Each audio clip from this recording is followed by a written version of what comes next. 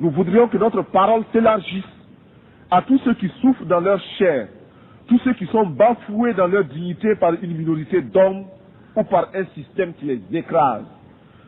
Permettez-moi, vous qui m'écoutez, que je le dise, je ne parle pas seulement au nom du Burkina Faso, tant aimé, mais également au nom de tous ceux qui ont mal quelque part.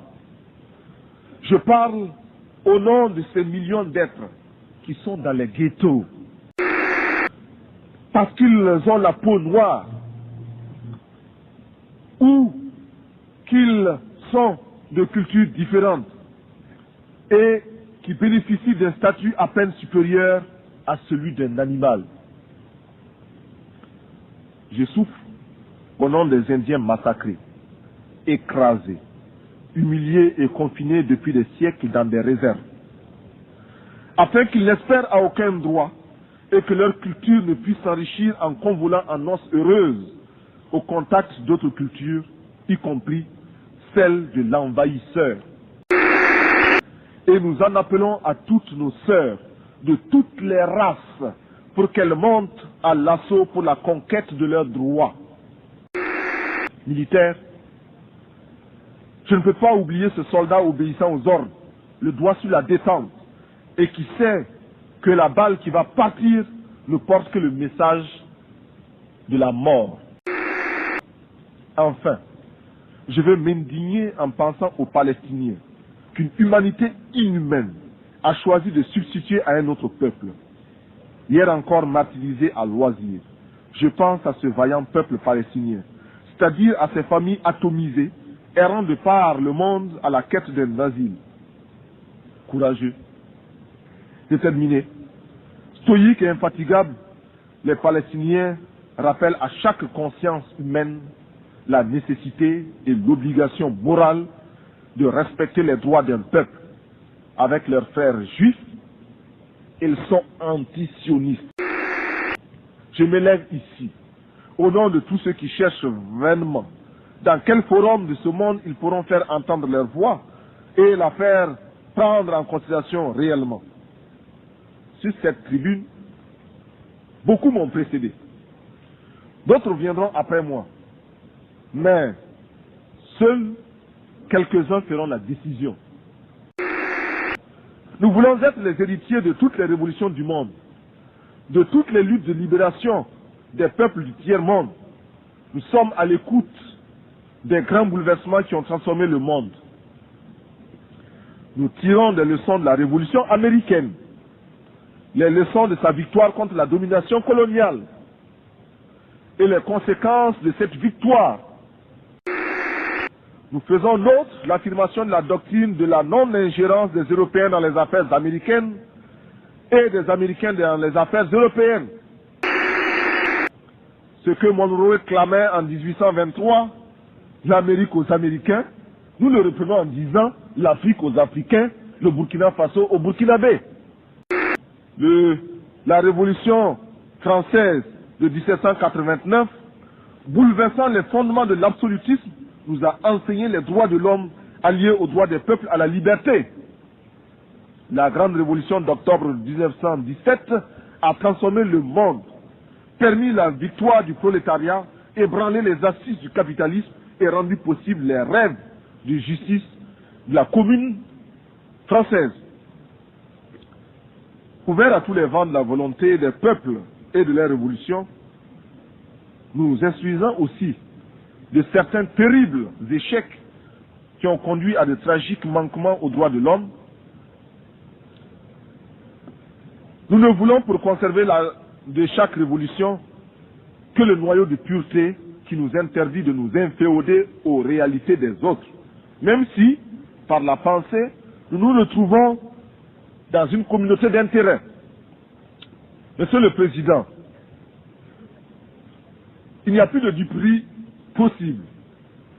Le nouvel ordre économique mondial pour lequel nous luttons et continuerons de lutter ne peut se réaliser que si nous parvenons à ruiner l'ancien ordre qui nous ignore, si nous imposons la place qui nous revient dans l'organisation politique du monde, si Prenant conscience de notre importance dans le monde, nous aboutissons au droit de regard et de décision sur les mécanismes qui régissent le commerce, l'économie et la monnaie à l'échelle planétaire.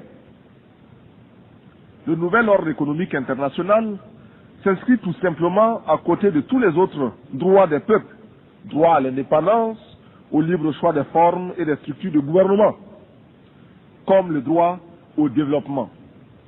Et, comme tous les droits des peuples, il s'arrache dans la lutte et par la lutte des peuples. Il ne sera jamais le résultat d'un acte de générosité d'une puissance quelconque. Monsieur le Président, si j'ai accepté de me présenter devant cette illustre assemblée pour prendre la parole, c'est parce que, malgré les critiques qui lui sont adressées par certains grands contributeurs, les Nations Unies demeurent la tribune idéale pour nos revendications, le lieu obligé de la légitimité des pays sans voix. Il est cependant un point, mais dont la gravité exige de chacun de nous une explication franche et décisive. Cette question, vous vous en doutez, ne peut être que celle de l'Afrique du Sud.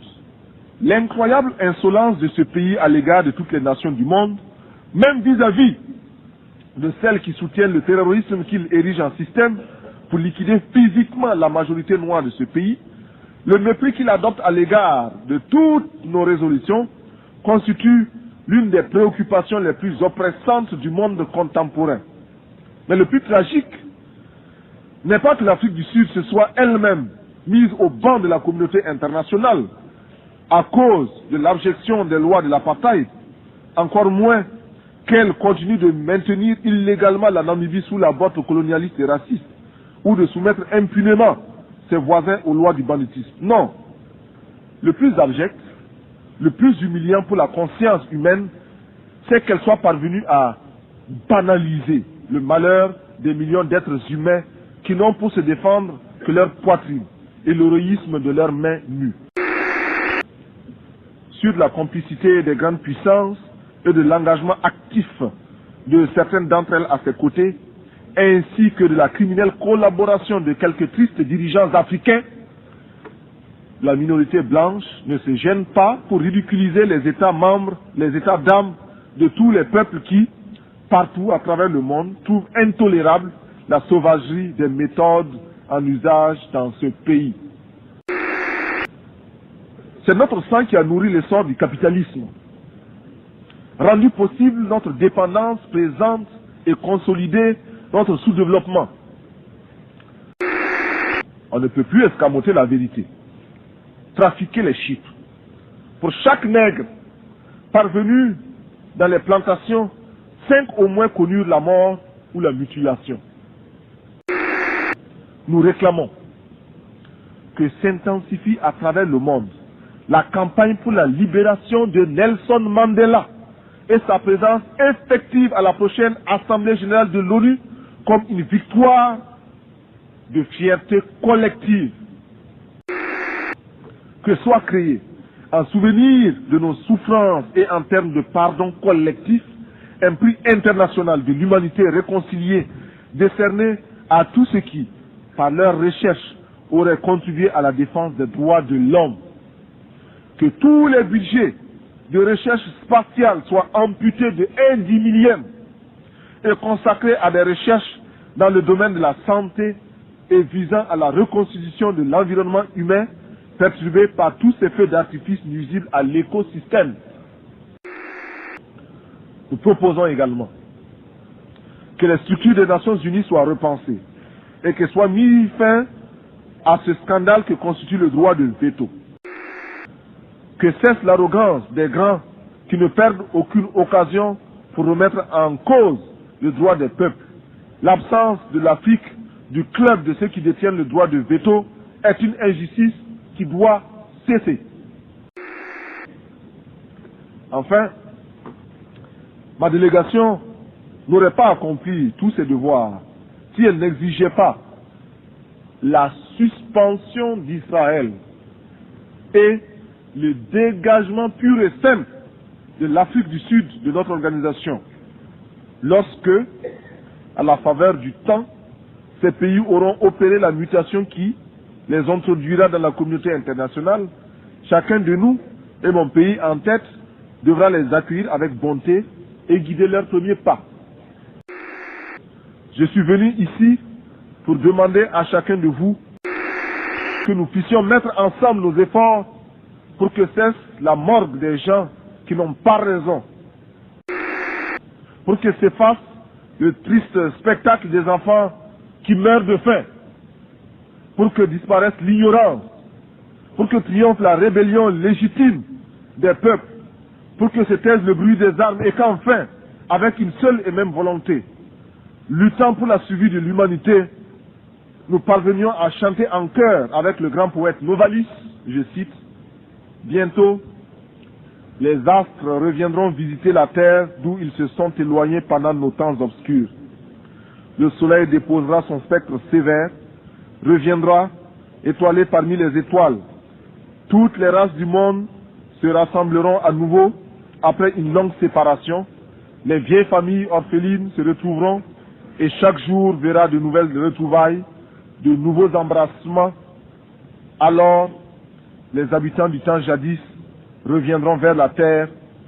En chaque tombe se réveillera la cendre éteinte. Partout brûleront à nouveau les flammes de la vie.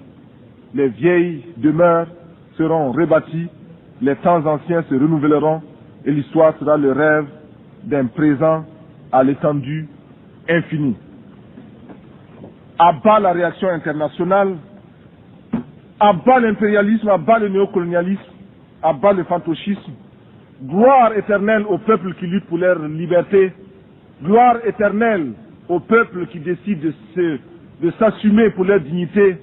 Victoire éternelle aux peuples d'Afrique, d'Amérique latine et d'Asie qui luttent.